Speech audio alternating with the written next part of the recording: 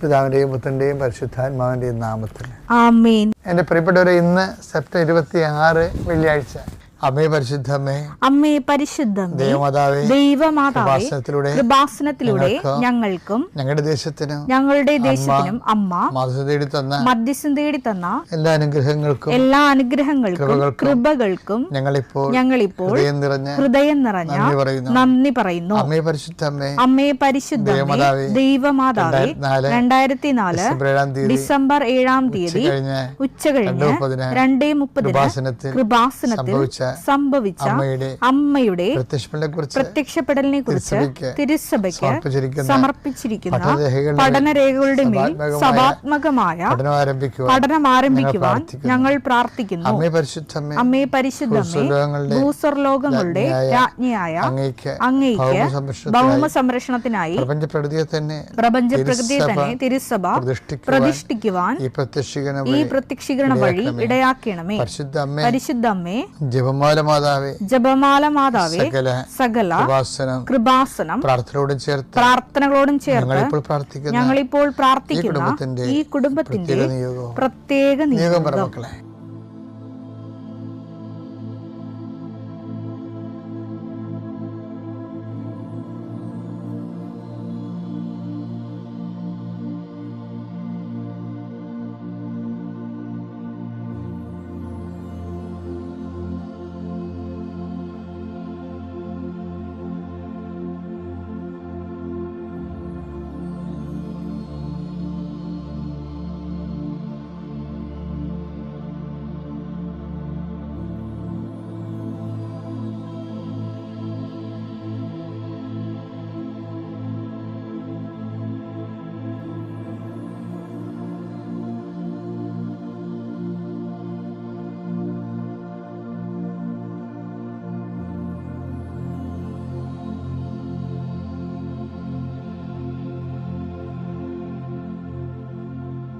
അമ്മയുടെ പ്രത്യക്ഷീകരണത്തിന്റെ ഈ അനുഗ്രഹവേളയിൽ ഞങ്ങൾക്ക് സാധിച്ചു തരുവാൻ കനിയണമേ.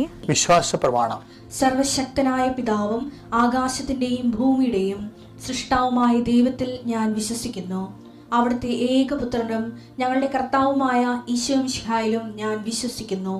ഈ പുത്രൻ പരിശുദ്ധാത്മാവിനാൽ ഗർഭസ്ഥനായി കന്യകാമറിയത്തിൽ നിന്ന് പിറന്ന് പൊന്തിയോസ് പീലാത്തോസിന്റെ കാലത്ത് പീഡകൾ സഹിച്ച് കുരിശിൽ തറയ്ക്കപ്പെട്ട് മരിച്ച് അടക്കപ്പെട്ട് പാതാളങ്ങളിൽ ഇറങ്ങി മരിച്ചവരുടെ ഇടയിൽ നിന്ന് 3-ാം നാൾ ഉയർത്ത് സ്വർഗത്തിലേക്ക് എഴുന്നള്ളി സർവശക്തിയുള്ള പിതാവായ ദൈവത്തിന്റെ വലതുഭാഗത്തിരിക്കുന്നു. അവിടെ നിന്ന് ജീവിക്കുന്നവരെയും മരിച്ചവരെയും വിധിക്കുവാൻ വരുമെന്നും ഞാൻ വിശ്വസിക്കുന്നു.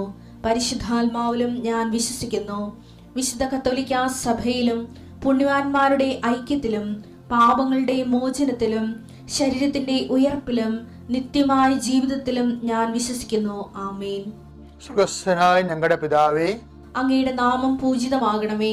അങ്ങയുടെ രാജ്യം വരണമേ. അങ്ങയുടെ തിരുമനസ് സ്വർഗത്തിലെ പോലെ ഭൂമിയിലും ആകണമേ. അന്നു വേണ്ടുന്ന ആഹാരം ഇന്ന് ഞങ്ങൾക്ക് തരണമേ. ഞങ്ങളോട് തെറ്റ് ചെയ്യുന്നവരോട് ഞങ്ങൾ ക്ഷമിക്കുന്നത് പോലെ ഞങ്ങളുടെ തെറ്റുകൾ ഞങ്ങളോടും ക്ഷമിക്കണമേ. ഞങ്ങളെ പ്രലോഭനത്തിൽ ഉൾപ്പെടുത്തരുതേ, തിന്മയിൽ ഞങ്ങൾ രക്ഷിക്കണമേ. ആമേൻ. നന്മ നിറഞ്ഞ മറിയമേ, സ്വസ്തി. കർത്താവ് അങ്ങയുടെ കൂടെ സ്ത്രീകളിൽ അങ്ങ് അനുഗ്രഹിക്കപ്പെട്ടവളാകുന്നു. അങ്ങയുടെ ഉദരത്തിൻ ഫലമായി ഈശോ അനുഗ്രഹിക്കപ്പെട്ടവനാകുന്നു. പരിശുദ്ധ മറിയമേ, തമ്പുരാന്റെ അമ്മേ, പാപികളായ ഞങ്ങൾക്ക് വേണ്ടി ഇപ്പോഴും ഞങ്ങളുടെ മരണസമയത്തും തമ്പുരാനോട് അപേക്ഷിക്കണമേ. ആമേൻ. എൻ്റെ കർത്താവേ, നിന്റെ ഉന്നതമായ നാമം സ്വസ്ഥം ചെയ്യുന്ന കർത്താവേ, കുഞ്ഞുങ്ങളെ ഓർത്ത് പ്രാർത്ഥിക്കുന്നു, കുഞ്ഞുങ്ങളുടെ രോഗങ്ങളെ ഓർത്ത് പ്രാർത്ഥിക്കുന്നു, ഞങ്ങളുടെ ബന്ധുക്കൾ സ്വന്തപ്പെട്ടവർ ആശുപത്രി രോഗികളെ കിടക്കുന്നവരെ സ്വന്തം പ്രാർത്ഥിക്കുന്നു. ഈശോ മാറാത്ത രോഗങ്ങളെ ഓർത്തോർത്ത് കണ്ണീരോടെ പ്രാർത്ഥിക്കുന്നു. എത്രത്തെ മരുന്ന് കഴിച്ചിട്ടും പിന്നെയും മാറി കർത്താവ് പിന്നെയും രോഗങ്ങൾ, അതേ രോഗങ്ങൾ തന്നെ കർത്താവ് കുറച്ചു നേരം ശമിക്കും, പിന്നെ കുറച്ച് കഴിഞ്ഞാൽ പിന്നെയും തിരിച്ചു വരും. എന്തിനാണെന്ന് അറിയാൻ പാടില്ല, അത് മനസ്സ് കലങ്ങി ഇടിഞ്ഞു പോയവർ കർത്താവിൻ്റെ രക്തത്താൽ യേശുക്രിസ്തു നാമത്തിൽ ഈ നിമിഷം സൗഖ്യം പ്രാപിക്കട്ടെ എന്ന് പ്രാർത്ഥിക്കുന്നു. ഈശോ കടകമ്പോളങ്ങൾ നടത്തുന്നവർ, ചെറിയ വ്യാപാര വ്യവസായങ്ങൾ നടത്തുന്നവർ, അതുകൊണ്ട് കുഞ്ഞുങ്ങളെ പഠിപ്പിക്കുന്നവരും കുടുംബം പോറ്റുന്നവരും അവർക്കുണ്ടാകുന്ന തടസ്സങ്ങൾ യേശുവിൻ്റെ നാമത്തിൽ ഞാൻ ബന്ധിക്കുന്നു. വിൽക്കാനുള്ള വസ്തുക്കൾ, വാങ്ങാനുള്ള വസ്തുക്കൾ, അതുപോലെ തന്നെ വെക്കാനുള്ള പുര വെക്കാനുള്ള സ്ഥലങ്ങൾ എല്ലാം കർത്താവിൻ്റെ പരിശുദ്ധമായ രക്തം തളിച്ചുകൊണ്ട് അത് നാളുകളായി നിലനിൽക്കുന്ന ദോഷങ്ങളെ യേശുവിൻ്റെ നാമത്തിൽ ബന്ധിക്കുന്നു. നിൻ്റെ യാത്രകളെല്ലാം ലക്ഷ്യങ്ങളെല്ലാം കർത്താവ് അനുഗ്രഹിക്കട്ടെ. നിത്യം പിതാവ് പുത്രനും പരിശുദ്ധാത്മാവിൽ നയിക്കുക. ആമേൻ. ഈ സ്വർഗസ്ഥനായ പിതാവ് എപ്പോഴും പ്രാർത്ഥിക്കുമ്പോൾ ആത്മാർത്ഥമായിട്ട് ചങ്കക്കൊണ്ട് പ്രാർത്ഥിക്കണം. കാര്യം പ്രാർത്ഥന ലക്ഷ്യവും ഉദ്ദേശവും ഒക്കെ അതിലുണ്ട്. അതിൻ്റെ അപ്പുറത്തെ ലക്ഷ്യം പ്രാർത്ഥനയ്ക്കില്ല. അന്നു വേണ്ട ആഹാരവും അതിൻ്റെ അകത്തുണ്ട്, എല്ലാ കാര്യവും അതിൻ്റെ അകത്തുണ്ട്. Everything is there. അപ്പം അത് എപ്പോഴും നമ്മൾ ശ്രദ്ധിക്കേണ്ട ഒരു വിഷയം എന്ന് പറയുന്നത്, ഇതെല്ലാം നിങ്ങൾ ഉപയോഗിക്കേണ്ടത് ഈ പ്രാർത്ഥന പോലും ഒരു പുതിയ സ്നേഹം ദൈവം നമ്മളിൽ നിന്ന് പ്രതീക്ഷിക്കുന്നുണ്ട്. ഇപ്പം നിൻ്റെ വൈഫ് വഴക്കിട്ട് പോയി, എന്നിട്ടും നീ ദൈവത്തോട് വഴക്കിടാതെ, അല്ലെങ്കിൽ തന്നെ നീ എപ്പോഴും നായ്ക്ക് 100 വട്ടം അവൾ പോയി അവൾ പോയി ഈശോ അവളെ കൊണ്ടുവരണേ, കുഞ്ഞുങ്ങളെ കൊണ്ടുവരണേ, അല്ലെങ്കിൽ അവൻ പോയി ഇട്ടച്ചും പോയി അവൻ വിളിക്കണില്ല. നീ രാവിലെ ഭർത്താവ് നിന്നെ വിളിക്കണം. ഇന്നുണ്ട് അങ്ങനെ ഉണ്ടായിരുന്നു. എൻ്റെ മകൻ എന്നെ വിളിച്ചിട്ട് 3 കൊല്ലമായതും പറഞ്ഞ് ചേടിച്ച് വന്നായിരുന്നു. അപ്പോൾ ഇവർ ഈ 3 കൊല്ലമായിട്ടും പറഞ്ഞുകൊണ്ടിരിക്കണേ, എൻ്റെ മകൻ എന്നെ വിളിക്കണില്ല കർത്താവേ, എൻ്റെ മകൻ എന്നെ വിളിക്കണില്ല കർത്താവേ, എൻ്റെ മകൻ എന്നെ വിളിക്കണില്ല കർത്താവ് എന്ന് പറയുമ്പോൾ ഓട്ടോമാറ്റിക്കലി മകൻ കർത്താവായി മാറും. എന്താ കാര്യം?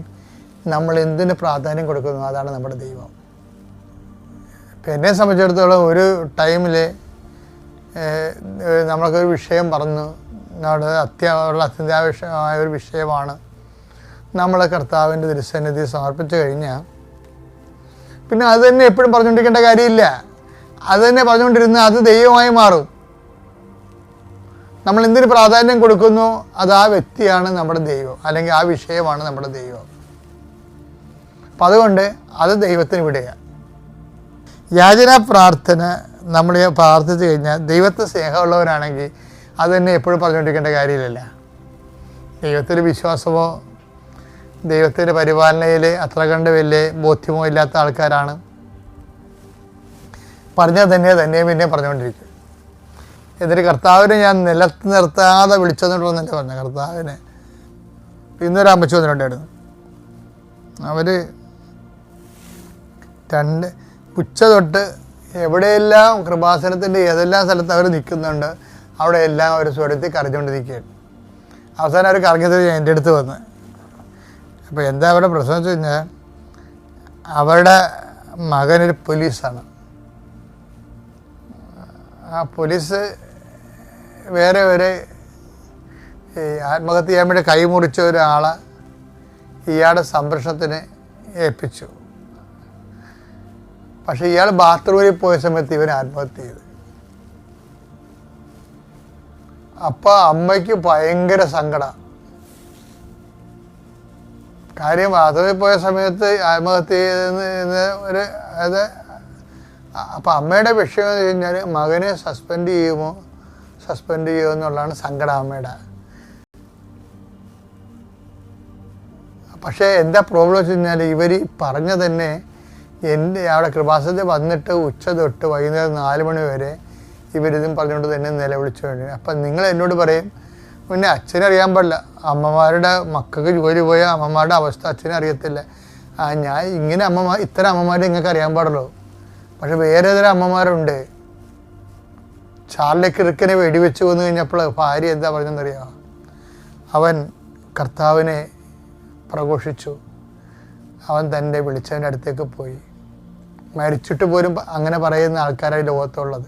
അപ്പോഴാണ് സസ്പെൻഷനാണെന്നും പറഞ്ഞ് ലോകം മുഴുവൻ മോങ്ങിക്കൊണ്ട് നടക്കണവരെ എന്ത് വില ഉണ്ടാവും? നമുക്കൊരു ക്രൈസിസ് വരുന്ന സമയത്താണ് ദൈവത്തിൽ നമ്മൾ പിടി കൊടുക്കേണ്ടത്. കർത്താവേ ഇതാണ് ഞാൻ എന്ന് പറയണത്. ബൈബിളിൽ ഏറ്റവും നല്ലൊരു എന്താണ് ഒരു വിളിയാണ്. എന്താണ്? ഇപ്പോൾ സാമുവൽ എന്ന് വിളിക്കുമ്പോഴും ഒരു പ്രത്യുത്തരമാണ്. എന്താണ്? കർത്താവേ ഇതാണ് ഞാൻ. ഓരോ പ്രഭാതത്തിലും നിൻ്റെ സ്നേഹം പുതിയെന്ന് പറയുമ്പോൾ നമ്മൾക്കൊരു പ്രശ്നം വരുമ്പോൾ നമ്മൾ മിണ്ടത്തില്ല. അമ്മ ഹൃദയത്തിൽ സംഗ്രഹിച്ചു അതിനെക്കുറിച്ച് ധ്യാനിച്ചുകൊണ്ട് വരുമ്പോഴേ അപ്പായെടുത്ത് അമ്മ പറയാതെ പറയുന്നൊരു സുവിശേഷമുണ്ട്. എന്താണ്? അപ്പ ഇതാണ് ഞാൻ, ഇതാണ് നിൻ്റെ മകൾ മറിയാം, ഇതാണ് ഞാൻ. അതൊരു പുതിയ സ്നേഹമാണ്. പപ്പയ്ക്ക് മനസ്സിലാകും എന്തെല്ലാം ഭാരം കൊടുത്താലും എൻ്റെ മകൾ സ്നേഹത്തിൻ്റെ പുതിയ ചരിത്രം സൃഷ്ടിച്ചുകൊണ്ടേയിരിക്കുമെന്ന്. For what we have called എന്ന് ചോദിച്ചാൽ ഒറ്റ ഉത്തരവേ ഉള്ളൂ, സ്നേഹത്തിൻ്റെ പുതിയ ചരിത്രം സൃഷ്ടിക്കാൻ. 3:22-23 കർത്താവിന്റെ സ്നേഹം ഒരിക്കലും അസ്തമിക്കുന്നില്ല. അവിടുത്തെ കാരുണ്യം അവസാനിക്കുന്നില്ല. ഓരോ പ്രഭാതത്തിലും അത് പുതിയതാണ്. അവിടുത്തെ വിശ്വസ്തത ഉന്നതമാണ്. കർത്താവിന്റെ സ്നേഹത്തിന്റെ പ്രത്യേകത ഒരിക്കലും അസ്തമിക്കുന്നില്ലെന്നാണ്. അത്യപൂർവ ദൈവാനുഭവങ്ങൾ ഇനി നിങ്ങൾക്കും സ്വന്തം. ഈ യൂട്യൂബ് ചാനൽ ഇതുവരെ സബ്സ്ക്രൈബ് ചെയ്തിട്ടില്ലെങ്കിൽ ഇപ്പോൾ തന്നെ സബ്സ്ക്രൈബ് ചെയ്യുക. ഈ വീഡിയോ ഇപ്പോൾ തന്നെ നിങ്ങളുടെ സുഹൃത്തുക്കൾക്ക് ഷെയർ ചെയ്തുകൊണ്ട് കർത്താവിന്റെ പ്രേക്ഷിതരാകുക.